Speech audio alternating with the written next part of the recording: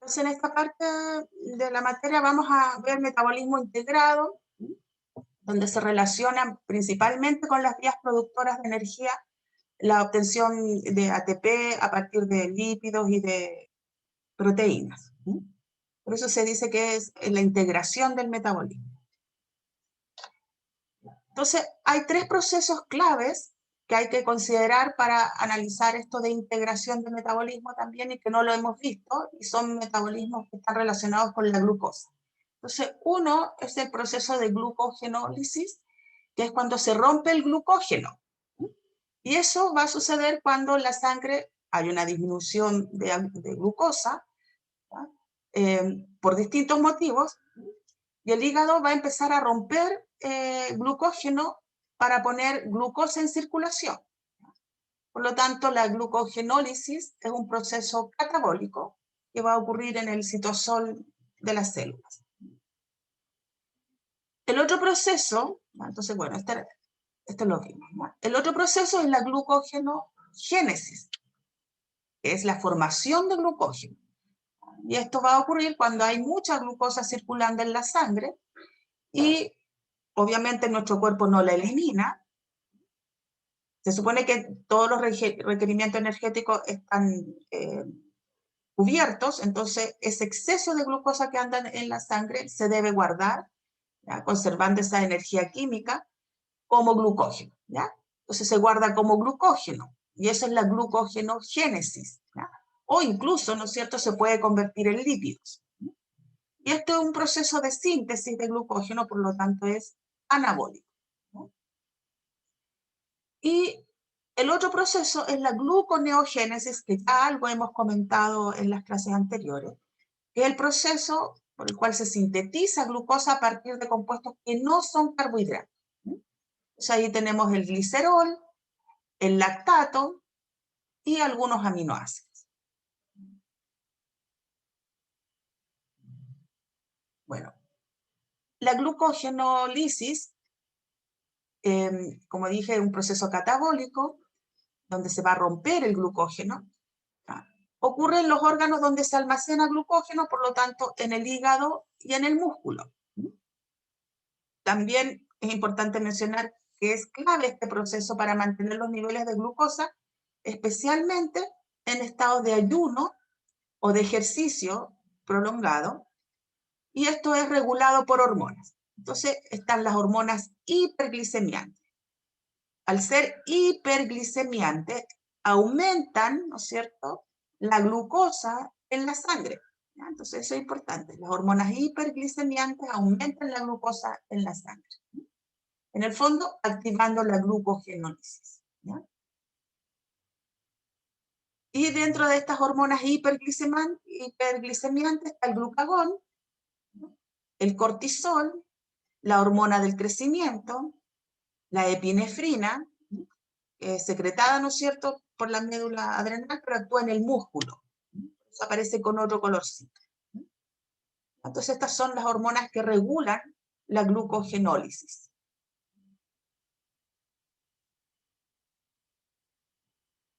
Y me pareció pertinente mostrarles este esquema porque en el fondo la glucogenólisis, que es lo que estamos analizando en esta parte, es el proceso inverso a la glucogenogénesis, ¿ya?, a la formación de glucógeno, ¿ya? Pero veamos, la glucogenólisis. Tenemos glucógeno y ahí actúa la glucogenofosforilasa, que va a empezar, ¿no es cierto?, a ir rompiendo. También está una ramificante del glucógeno. Y finalmente se llega a glucosa 1-fosfato. Luego puede actuar una mutasa, una fosfoglucomutasa, que la convierte en glucosa 6-fosfato. Y esa 6-fosfato puede ir a la ruta de las pentosas o vía de las pentosas. Recuerden que necesitamos que esta vía se active porque siempre va a haber necesidad de sintetizar pentosas de 5 carbonos para la síntesis de cofactores, ¿no?, la síntesis también de nucleótidos, ¿ya? Entonces siempre se va a requerir para la vía de las pentosas. Y también, ¿no es cierto?, puede ir a la glicólisis. También hay otro proceso que lo vamos a ver más adelante, que nos puede aportar glucosa 6-fosfato a la célula, ¿ya? Que es la gluconeogénesis. Nos aporta glucosa 6-fosfato a la célula. Pero acá lo clave es que de glucógeno llegamos a glucosa 1-fosfato a través de la glucogenólisis, ¿ya? Eso es lo que estamos. Entonces acá tenemos también un esquema donde aparecen las enzimas, ¿ya? Y como les he dicho, aprenderse tanto nombre de enzima de repente no vale la pena, ¿ya? Pero sí, ¿no es cierto?, saber que el glucógeno tiene ramificaciones, entonces se van a ir cortando de alguna manera las glucosas 1-fosfato que están en las cadenas, ¿ya? Se liberan las glucosas 1-fosfato, y en las porciones de ramificaciones ya también empiezan a actuar la glucógeno-fosforilasa, la glicosiltransferasa, ya, estas son ya de ramificante, la glicosiltransferasa, ¿ya? Y la amino alfa 1+6 glicosidasa, que van generando glucosas.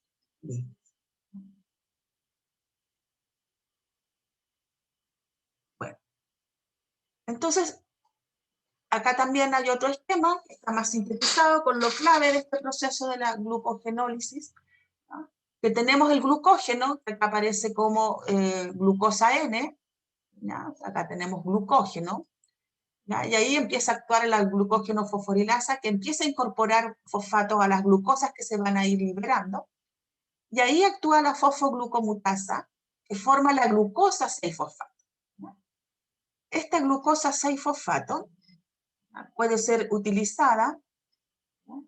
Bueno, ahí tenemos la glucosa 1-fosfato y la fosfoglucomutasa. Esa glucosa 6-fosfato puede ser utilizada ya como glucosa 6-fosfato, ¿no es cierto?, para la glicólisis y obtener finalmente ATP, ¿verdad? Pero también esta glucosa 6-fosfato, estamos hablando en el hígado, ¿ya? Puede ser, se le puede eliminar el fosfato, ¿ya?, con la glucosa 6-fosfatasa en el hígado, esto es en el hígado, y de esa manera obtenemos glucosa, ¿no? Vale. Obtenemos glucosa libre, sin fosfato, que es la que puede salir del hígado por la sangre y llegar a todos los tejidos para que los tejidos puedan adquirir esa glucosa que necesitan, ¿ya? Recuerden que se activa este proceso en ayuno prolongado o en ejercicio. Bueno, acá hay algo bien interesante, porque esto es lo que ocurre en el hígado, ¿sí? Pero en el músculo esquelético, esta enzima no existe. Por lo tanto, el músculo, cuando ocurre la glucogenólisis, ¿ya?, la glucosa a la cual llega finalmente es la glucosa 6-fosfato y que la va a ocupar con fines energéticos, ¿ya? El músculo, como no tiene esta enzima, no le saca el fosfato a la glucosa y por lo tanto la glucosa no puede salir del músculo. Entonces el músculo hace glucogenólisis solamente para abastecerse él de glucosa, ¿ya?, no para darle a otros tejidos.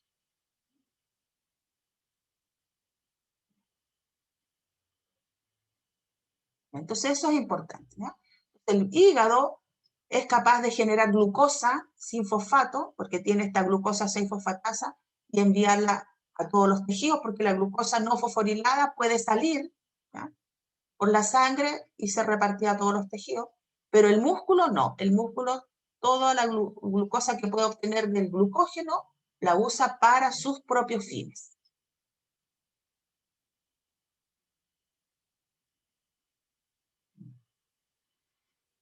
Bueno, y el proceso de disculpen, de glucogenogénesis, ¿ya?, es anabólico, como habíamos dicho, de síntesis. Esa formación de glucógeno ocurre en el hígado, en el músculo. Habíamos visto recién que era el proceso inverso a la glucogenólisis. Y esto va a ocurrir cuando la glucosa circulante, ¿ya?, es alta, como habíamos dicho, y debe guardarse como glucógeno ¿verdad? O incluso llegar a convertirse a lípidos, que es otra alternativa. Entonces este proceso lo realiza el músculo y el hígado, y a través de las reacciones que están involucradas en la glucogenogénesis. Y acá la principal enzima es la glicogenosintetasa. Y la hormona hipoglicemiante, porque este proceso es regulado por una hormona, ¿ya?, es la insulina. ¿Ya? Entonces la insulina es la encargada de disminuir la glucosa en sangre. Recuerden que es secretada por las células betas del páncreas y actúa en el hígado.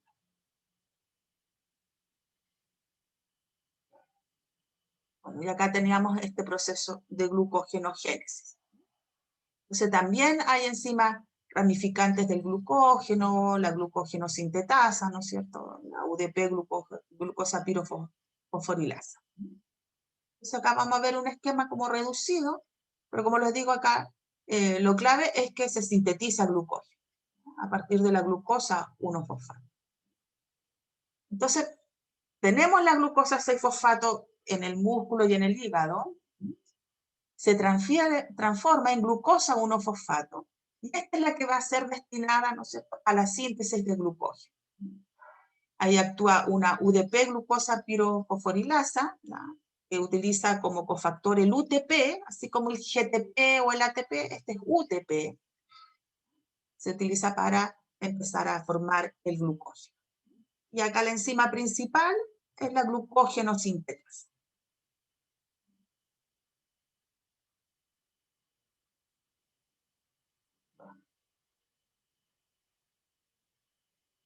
Y por otro lado, teníamos el proceso de gluconeogénesis.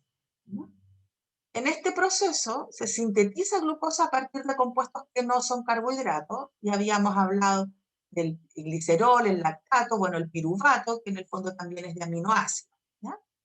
Y este proceso de síntesis de glucosa a partir de compuestos que no son carbohidratos ocurre en el hígado y en el riñón. 90% en el hígado y un 10% de este proceso se desarrolla en el riñón. Y acá es importante saber que el cerebro utiliza solamente glucosa, ¿no?, como fuente de energía, por lo tanto, hay que tener glucosa, aportar glucosa en situaciones donde no hay glucosa en la dieta o en inanición, o, por ejemplo, en los casos a veces que también hay algunas deficiencias en el aprovechamiento de la glucosa, que ahí principalmente actuarían los cuerpos cetónicos como fuente de energía para el cerebro, ya más que la glucosa. ¿Mm? Y también acá yo les comentaba que es importante sintetizarla, ya cuando se ha ocupado toda la glucosa almacenada como glucógeno, es necesario sintetizarla de otros compuestos, porque en el caso de los glóbulos rojos solo usan glucosa. ¿Ya? Eso es importante también. Los glóbulos rojos solo usan glucosa. No tienen mitocondria, por lo tanto no pueden, los maduros, glóbulos rojos maduros, no pueden oxidar, ¿ya?, todos los procesos de beta-oxidación que ocurren en la mitocondria. El glóbulo rojo no puede utilizar, por lo tanto, ¿no es cierto?, lípidos para obtención de energía. ¿Ya? Solamente podría aprovechar el glicerol, ¿ya?, que a partir de gluconeogénesis puede convertirse en glucosa y así utilizar la glucosa como fuente de energía.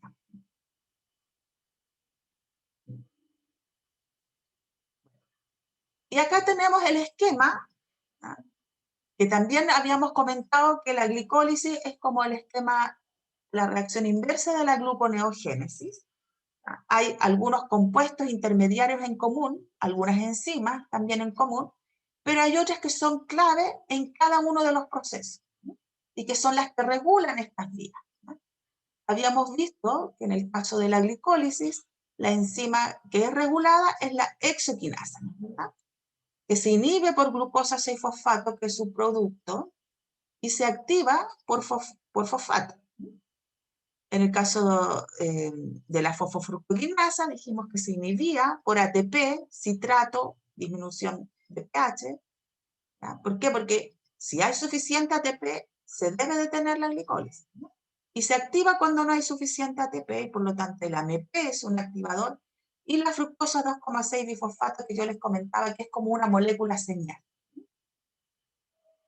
también la otra enzima que se regula es la piruvato quinasa, que se inhibe por ATP, por alanina, y se activa por fructosa 1,6 bifosfato, que en el fondo es el producto de la fosfofructoquinasa. Pero la principal enzima que regula la glicólisis es la fosfofructoquinasa. Y en el caso de la gluconeogénesis, hay otra enzima que regula estos pasos, ¿ya?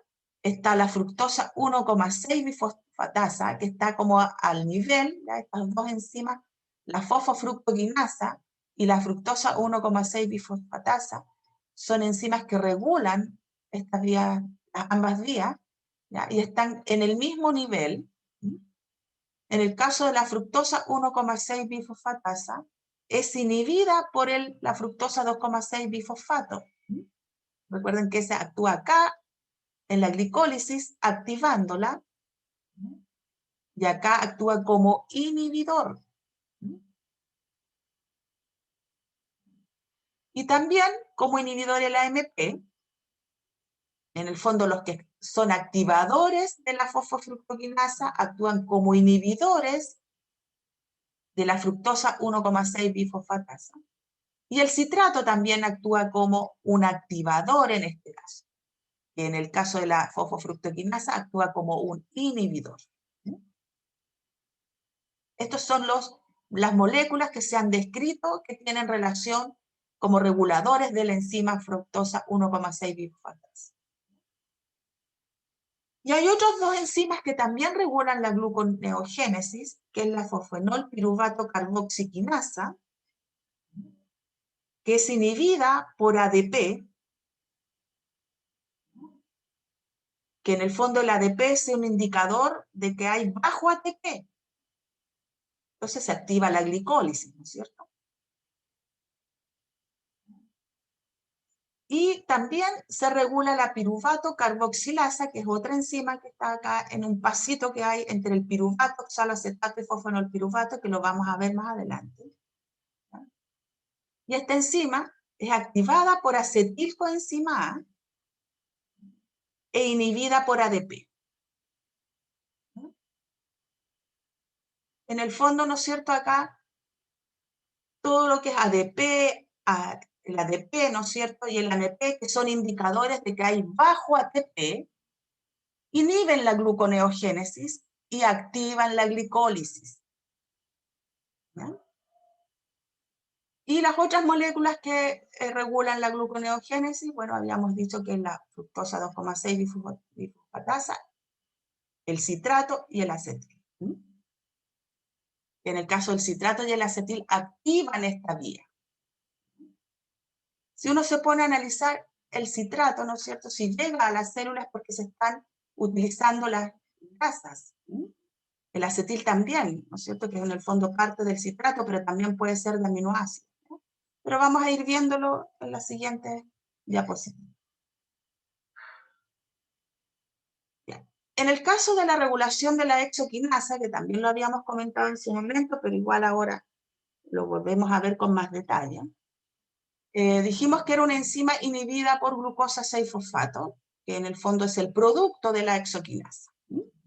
Entonces, si hay altos niveles de glucosa 6-fosfato, está fosforilando, ¿no es cierto? Está entrando glucosa y se está quedando atrapada al interior de la célula. Entonces también se activa la glucógeno sintetasa. Entonces eso también es interesante. Que altos niveles de glucosa 6-fosfato inhiben la exoquinasa y activan a la glucógeno sintetasa. Entonces ahí ya hay una interrelación. Recuerden que esta glucosa 6-fosfato es el producto de la exoquinasa. Y también esta enzima es activada por fosfato. Entonces acá hay una esquemita donde se activa por fosfato la exoquinasa y se inhibe por su producto. Esta fosforilación es por mecanismo covalente, ¿no es verdad? Una regulación covalente. Se activa cuando se fosforila y se desfosforila, se inactiva.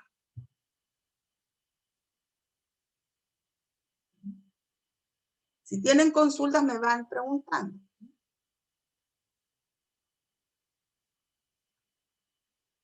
Y en el caso de la glucoquinasa, que habíamos visto también este mismo esquemita cuando vimos enzimas, isoenzimas, tenemos el caso de la glucoquinasa, que cumple la misma función que la hexoquinasa.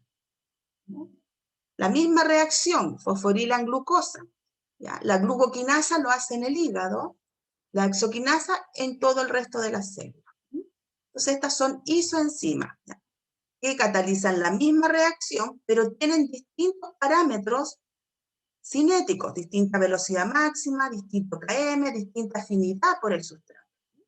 Bueno, si tienen distinto km van a tener distinta afinidad por el sustrato.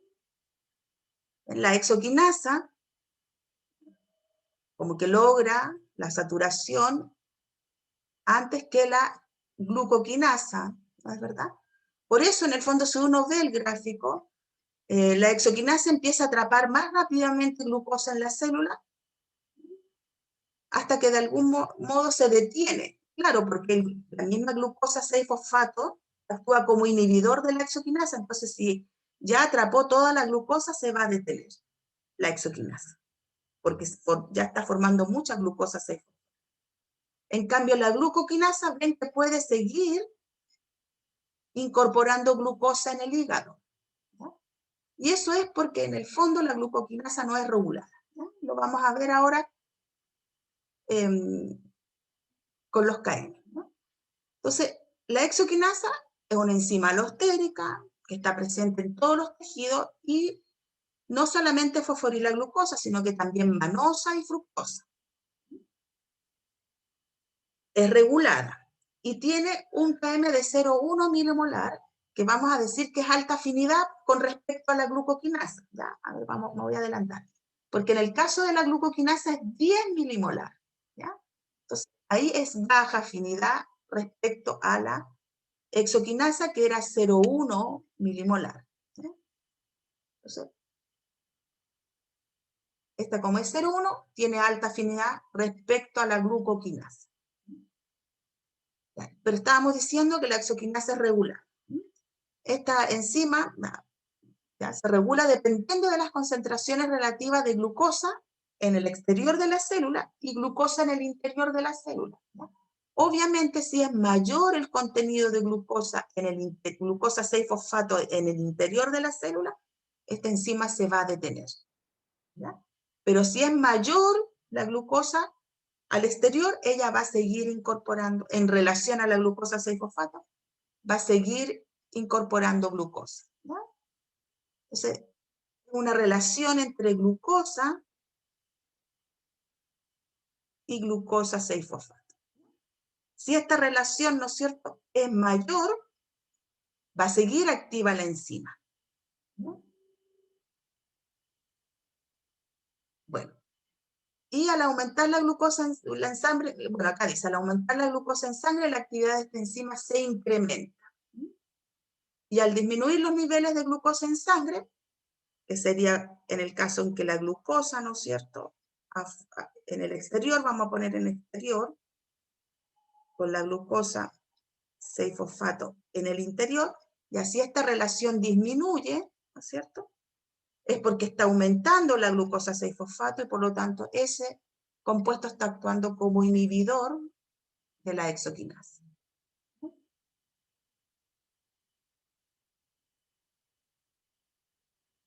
Y en el caso de la glucoquinasa, que esta enzima no es alostérica, no es regulada, y se encuentra en el hígado y en el páncreas también, pero solo fosforila glucosa, ¿no? Y esto es interesante porque cuando la sangre tiene altos niveles de glucosa, esta enzima va a continuar fosforilando glucosa para guardarla como glucógeno en el hígado, ¿ya? Y como no es inhibida por glucosa 6-fosfato, va a seguir guardando glucosa en el hígado. Incluso, ¿no es cierto?, ya las células del resto del organismo se inhibieron, ¿ya?, por glucosa 6-fosfato, entonces sigue habiendo glucosa circulante y el hígado va a seguir guardándola como glucógeno, ¿ya? Porque no es regulada, no es inhibida. Y acá también es interesante analizar lo referente al KM, ¿ya? Como esta tiene, o lo vemos al revés, si esta tuviera un bajo KM o alta afinidad, continuaría o empezaría a guardar glucosa solamente para él, para el hígado, y no dejaría glucosa disponible para otros órganos. Entonces, por eso es interesante que tenga baja afinidad. En el fondo, anda circulando la glucosa, pero la exoquinasa, como tiene mayor afinidad, la atrapa antes de que lo haga el hígado, porque la glucoquinasa tiene baja afinidad por la glucosa. Entonces, eso es bien interesante, estos KM, ¿ya? Porque en el fondo eso permite, el hecho de que el hígado, la glucoquinasa tenga baja afinidad, permite de que todas las células que tienen la exoquinasa atrapen su glucosa para requerir cumplir con sus requerimientos energéticos. Y lo que sobre, entre comillas, la glucoquinasa en el hígado lo va a ir atrapando, ¿ya? Porque tiene menor afinidad, entonces permite que todas las células atrapen la glucosa y él se queda con lo que va sobrando, entre comillas, ¿no es verdad?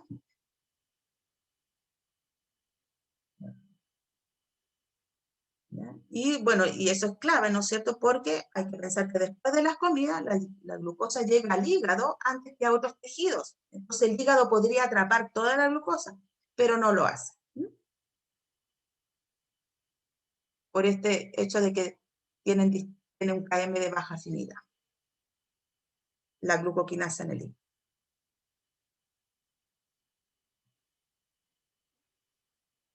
Bueno, y además está, de nuevo, comentarles, ¿no es cierto?, que una vez que la glucosa se fosforila, ya acá hay un grupo fosfato, queda atrapada, no puede salir de la célula.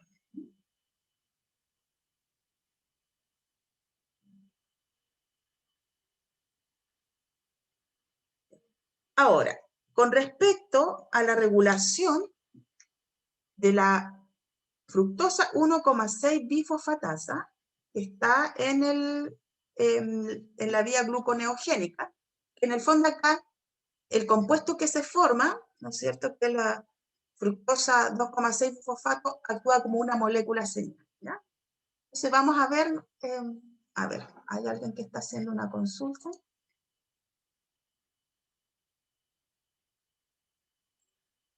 Sí, a ver, el hecho de que la glucoquinasa no es regulada por producto, bueno, ahí en el fondo lo que podría actuar como regulación es el KM, ¿no es cierto?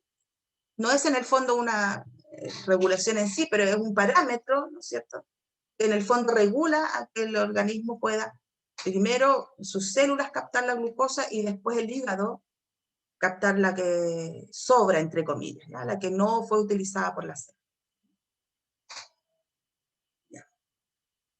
Bueno, entonces decíamos, ¿no es cierto?, que estas dos enzimas, ¿no es cierto?, eh, son reguladas en el fondo en este paso de fructosa 6-fosfato a fructosa 1,6 bifosfato.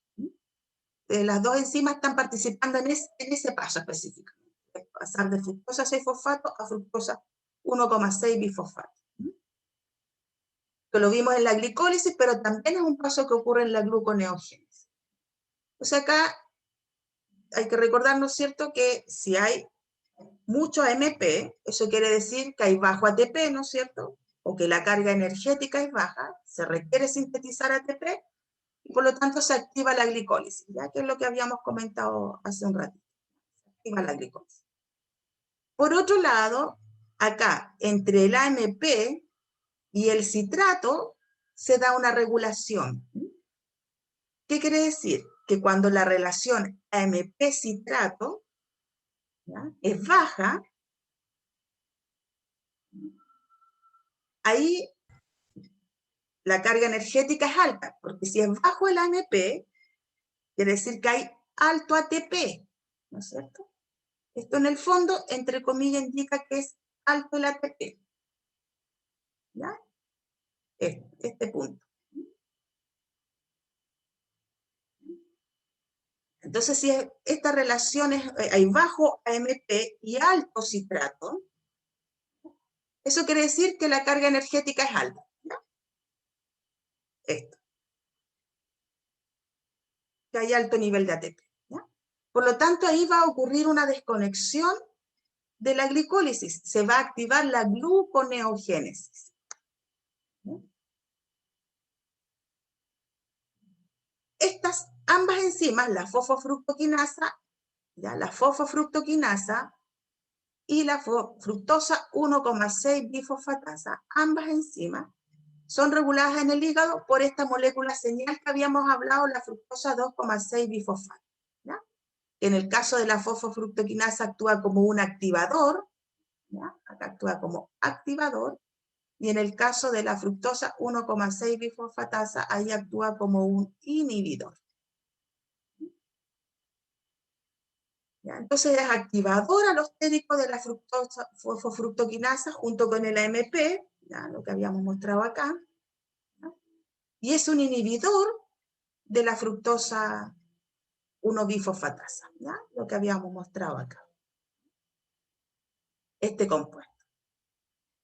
Y una alta concentración del fructosa 2,6 bifosfato estimularía la glicólisis y una baja concentración estimularía la gluconeogénesis.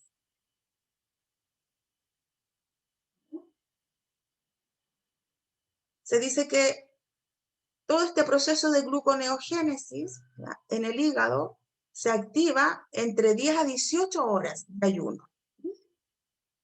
Y como les había dicho, este proceso de gluconeogénesis en el hígado ¿ya? Se activa, ¿no es cierto?, también para suplir las necesidades de glucoso del cerebro, del músculo, en el caso que en el músculo no tenga más reserva, ¿ya? Del glóbulo rojo.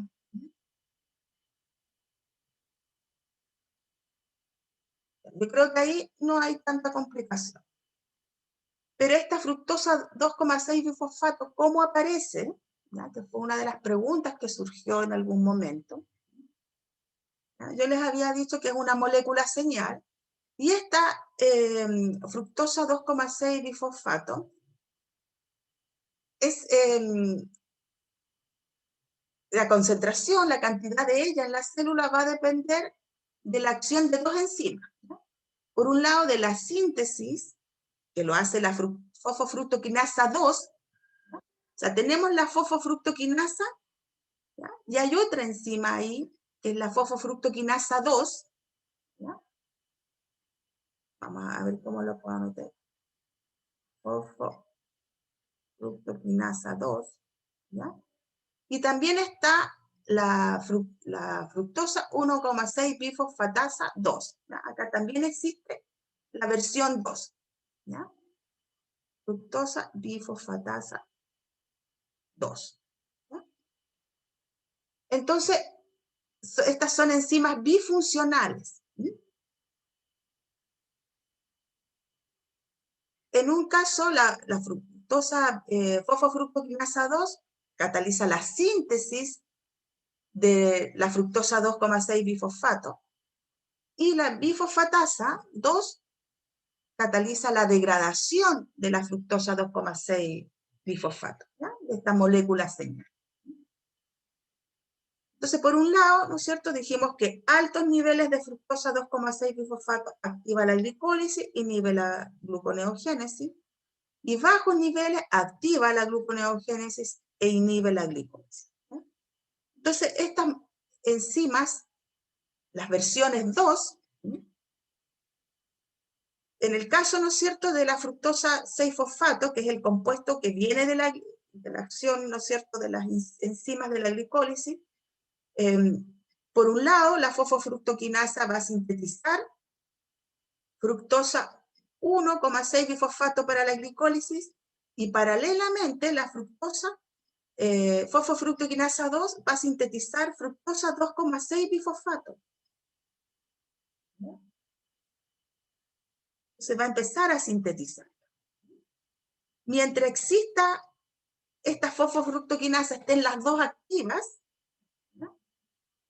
Va a estar esta molécula señal, se va a formar esta molécula señal, y se va a activar, va a seguir activa la glicólisis. Esta fosfofructoquinasa 2 es dependiente de AMP cíclico, ya es una proteína quinasa, que, ¿no es cierto?, va a actuar junto a esta fosfofructoquinasa 2. Entonces, como les digo, la fructosa 6 bifosfato tiene que transformarse en 1,6 bifosfato para seguir la glicólisis, ¿ya?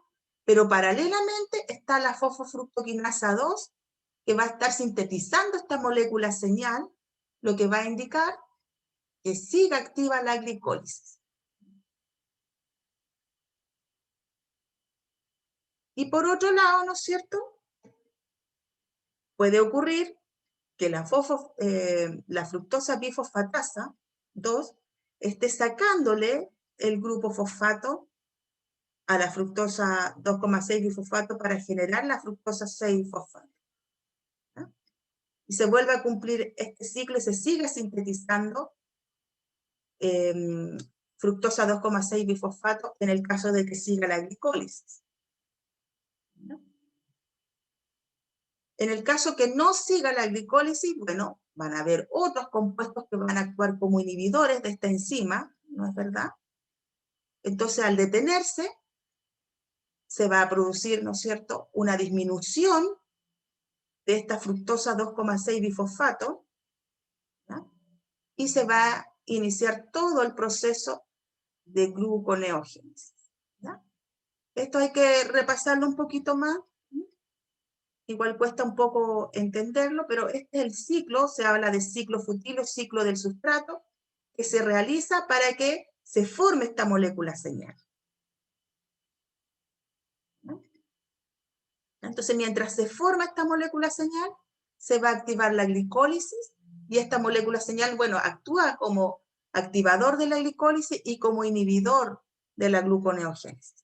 ¿Ya? Pero ya en el momento en que empiecen a intervenir estos inhibidores, ya este ciclo futil o ciclo del sustrato se va a detener, ¿no es cierto? Y ya va a dejar de haber glicólisis y va a empezar la gluconeogénesis.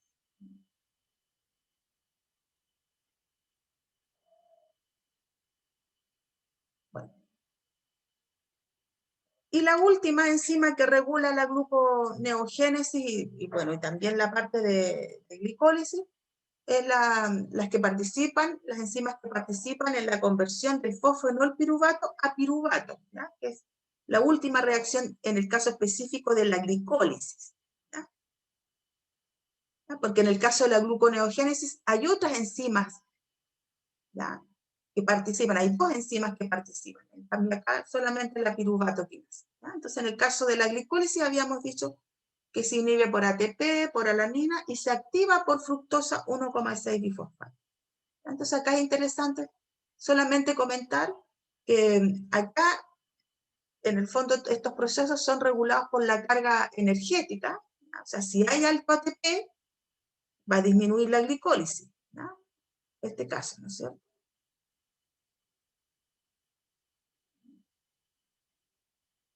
O se va a activar, ¿no es cierto?, cuando hay fructosa 1,6 bifosfato, que en el fondo son precursores, moléculas que están involucradas, ¿ya?, en la glicólisis.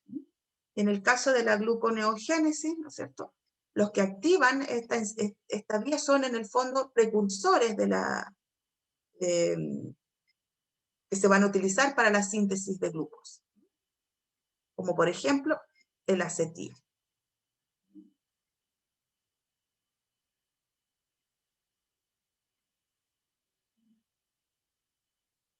Bueno, y en esta gluconeogénesis, aquí en azulito están las enzimas que participan en la glicólisis, y en violeta o fucsia están las que participan en la gluconeogénesis. Acá, ¿qué es importante mencionar? Los compuestos gluconeogénicos.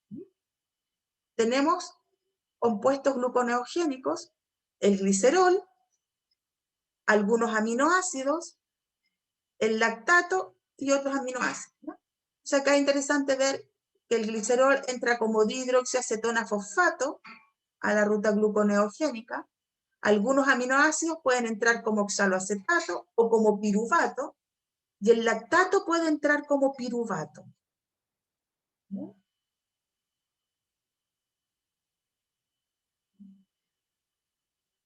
Entonces, en el caso del glicerol, ¿ya? Ya hemos comentado que el glicerol se va a producir principalmente en tejido adiposo, que es donde se van a empezar a romper los lípidos, los triglicéridos, y se genera glicerol y ácidos grasos. Los ácidos grasos pueden ser transportados por la sangre, para que otros tejidos lo ocupen, y llegar al hígado principalmente, y empezar el proceso de beta-oxidación. Y el glicerol también puede salir, ¿ya? Y sale, en realidad no es que pueda salir, sale de tejido adiposo, porque recuerden que en el tejido adiposo no existe la glicerolquinasa, por lo tanto el glicerol puede salir del tejido adiposo y llegar al hígado, y en el hígado fosforilarse. Entonces queda como glicerol fosfato, porque ahí sí está la glicerolquinasa, ¿ya? Entonces esto ocurriría en el hígado, ¿ya? Y ahí está la glicerolquinasa que lo fosforila y queda atrapado al interior de la célula. Recuerden que cuando se fosforilan los compuestos están atrapados en la célula. Y ahí actuaría una deshidrogenasa, ¿no? Que en el fondo oxida el glicerol fosfato a dihidroxiacetona fosfato. Y así es como ingresa a la gluconeogénesis para sintetizar glucosa. El otro compuesto es el lactato, ¿no? En el caso del lactato, ahí ocurre el ciclo de Cori, que quizás lo nombramos en alguna oportunidad, ¿ya? El músculo, cuando utiliza glucosa por fermentación láctica, ¿no es verdad?, genera lactato. Pero el lactato no es aprovechado por el músculo. Y de hecho comentábamos que incluso produce dolor, ¿no es cierto?, algo de calambre en el músculo. Y a través de masaje o con el tiempo, ¿ya?, este lactato sale del músculo por la sangre y llega al hígado. Y en el hígado puede ocurrir la gluconeogénesis, ¿ya?, y transformarse en glucosa, que puede ser utilizado para la síntesis de glucógeno, o esa glucosa ser liberada a la sangre y llegar nuevamente al músculo. Y acá es importante porque en el hígado el lactato, ¿ya?, puede transformarse en piruvato, porque en el hígado está la enzima lactato deshidrogenasa con la función inversa. En el músculo, la lactato deshidrogenasa, ¿ya?, solo actúa de piruvato a lactato, ¿ya?, que aquí ocupa los NADH, ¿no es cierto? ¿Ya? Me salió medio feo el piruvato ya, pero de piruvato a lactato, ¿ya? Pero en el hígado, esta lactato deshidrogenasa puede catalizar la reacción inversa, ¿ya?, y genera piruvato, ¿sí?, que ese se incorpora a la gluconeogénesis. Pero acá el ciclo de Cori, ¿ya?, es que el lactato que se forma en el hígado sale por la sangre, llega disculpen, el lactato que se forma en el músculo, ¿ya?, parece que dije hígado, el lactato que se forma en el músculo va por la sangre, llega al hígado, y en el hígado, a través de reacciones de gluconeogénesis, puede formar glucosa, que el hígado la puede utilizar para sintetizar su propio glucógeno, o la envía por la sangre de vuelta al músculo, ¿ya? Cuando la envía por la sangre de vuelta al músculo, eso se conoce como ciclo de Cori.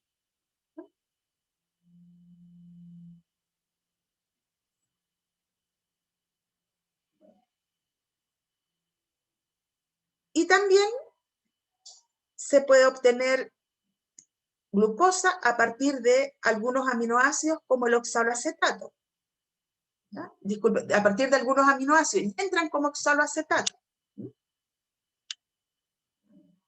Habíamos dicho que el lactato entra como piruvato, ¿ya? Pero miren, aprovecho ya acá de mencionar, el lactato entra como piruvato, ¿ya? Pero hay otras reacciones involucradas acá. Porque vamos a verlas después cuando veamos estos otros aminoácidos, ¿no? Entonces vamos a ver primero los aminoácidos que entran como oxaloacetato.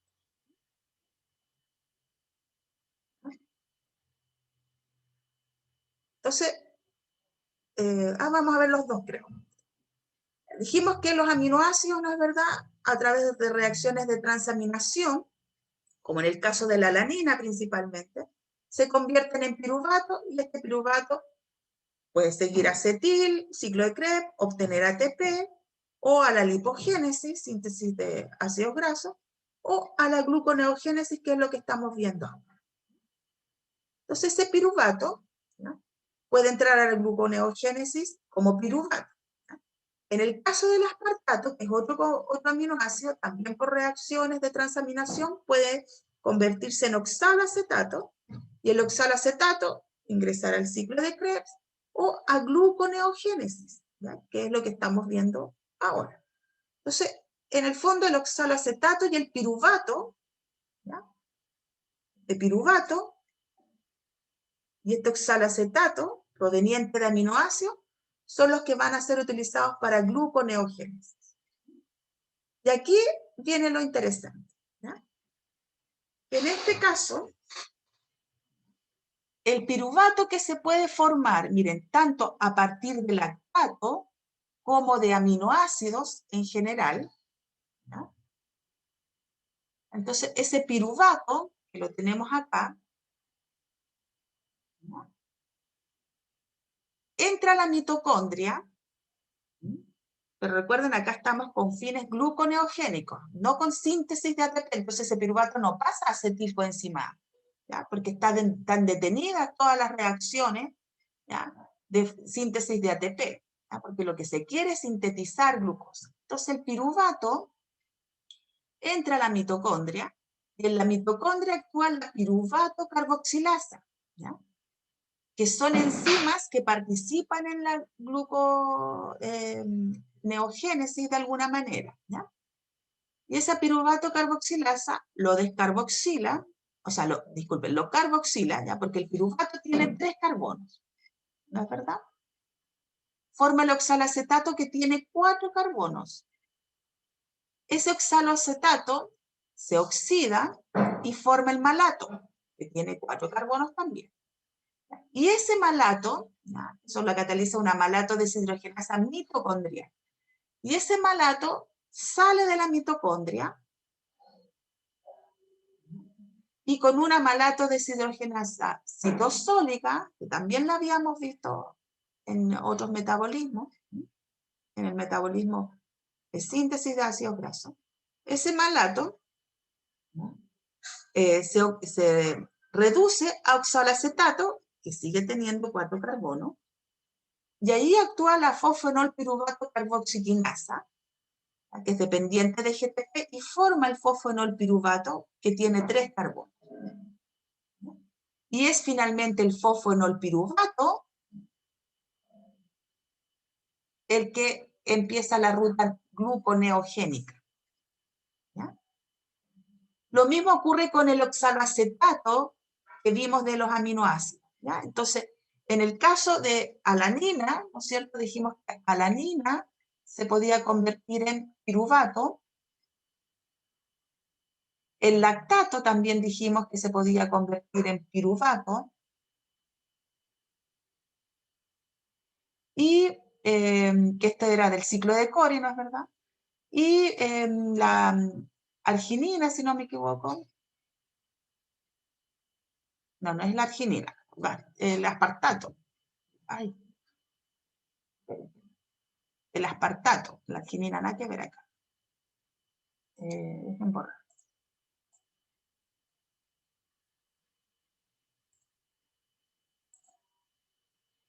Vale, disculpe, el aspartato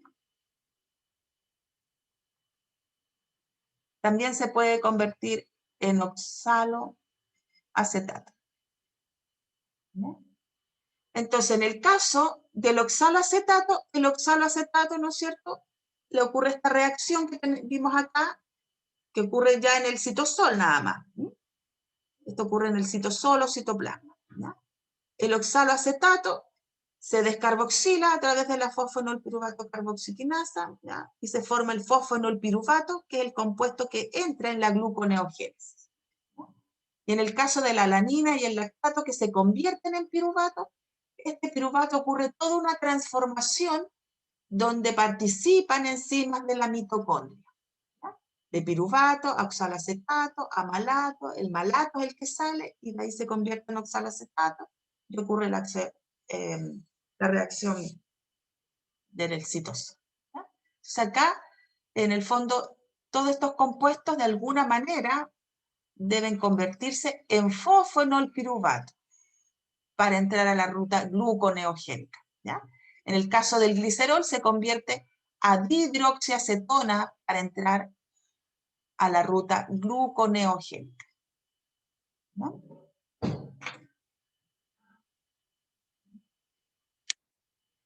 Bueno, entonces eso es un poquito más complicado. Pero ahí vimos los compuestos con los cuales se puede sintetizar glucosa. Glicerol, que en el fondo es proveniente, ¿no es cierto?, de lípidos, y los aminoácidos y el lactato, especialmente los aminoácidos, ¿no es cierto?, que provienen de proteínas en el fondo. ¿No? El lactato, que en el fondo es un producto que genera el músculo en condiciones de contracción muscular.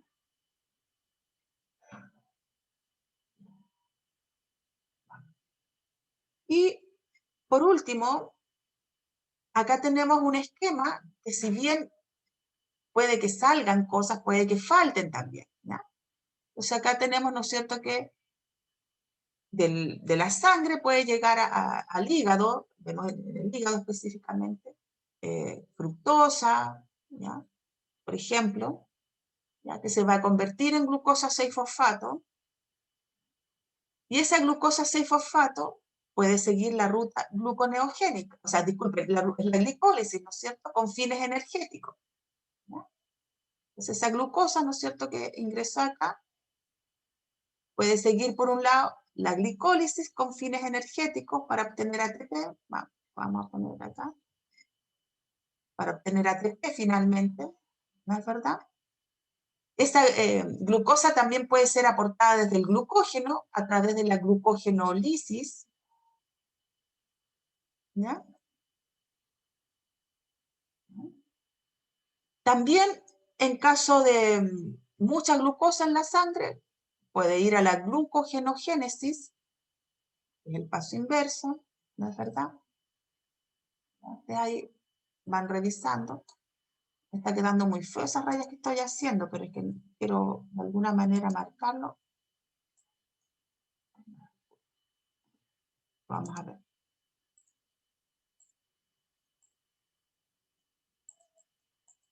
Voy a marcar de otra forma.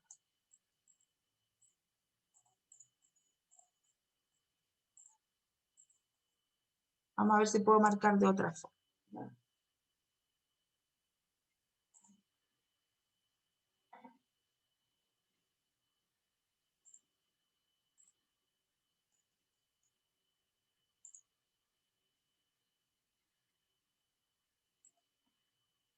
Entonces decíamos que esta fructosa, en el caso de la fructosa, por ejemplo, puede entrar como glucosa 6-fosfato, ¿no es verdad? Entonces seguir toda la vía catabólica, ¿ya? Porque esa glucosa 6-fosfato también puede provenir del glucógeno y seguir toda la vía catabólica que implica glucogenólisis, ¿ya?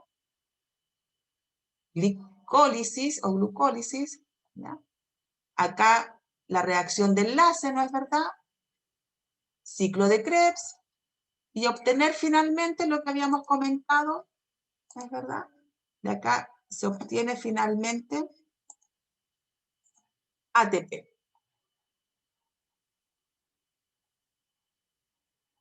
¿No? Que es nuestra molécula energética. También se da la vía de síntesis, ¿ya? Que vamos a ver si la ponemos con otro color, o no, hagámoslo con amarillo, que es como todo lo de glucosa. También se puede obtener la vía de síntesis,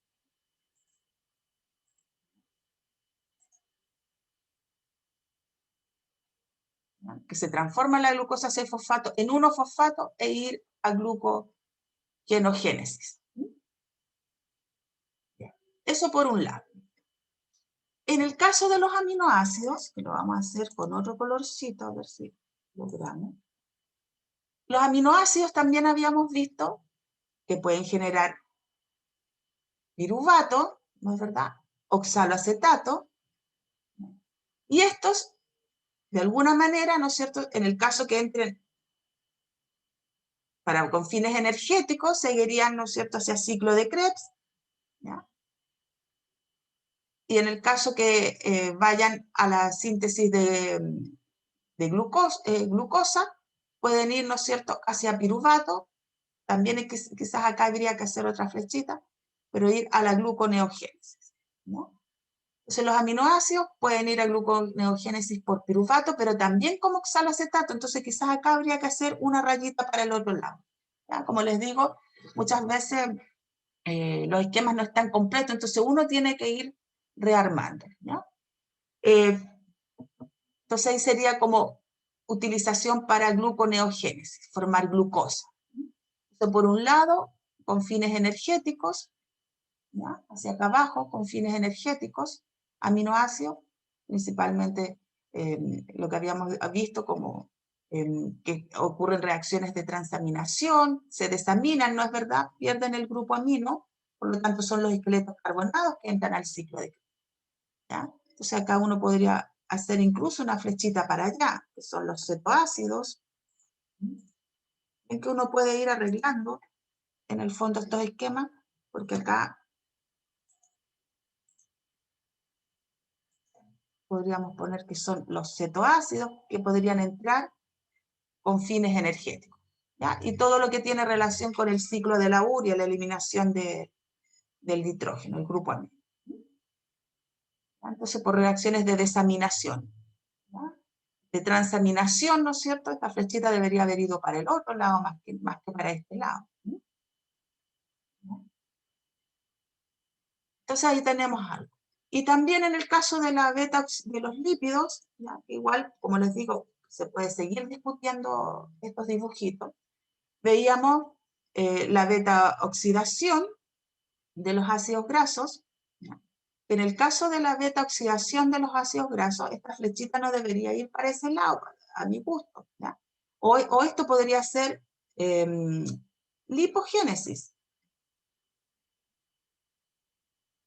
¿ya? Porque de acetil a ácidos grasos y grasa. Ah, ya, eso podría ser. Acá está, esta es la beta oxidación, disculpe. Y la beta oxidación va hacia acá, ¿no es cierto? Que genera acetilcoenzima A, que también puede ir a síntesis de ATP, y también puede generar cuerpos cetónicos, ¿sí? Que también pueden ser utilizados con fin energético o sintetizar colesterol.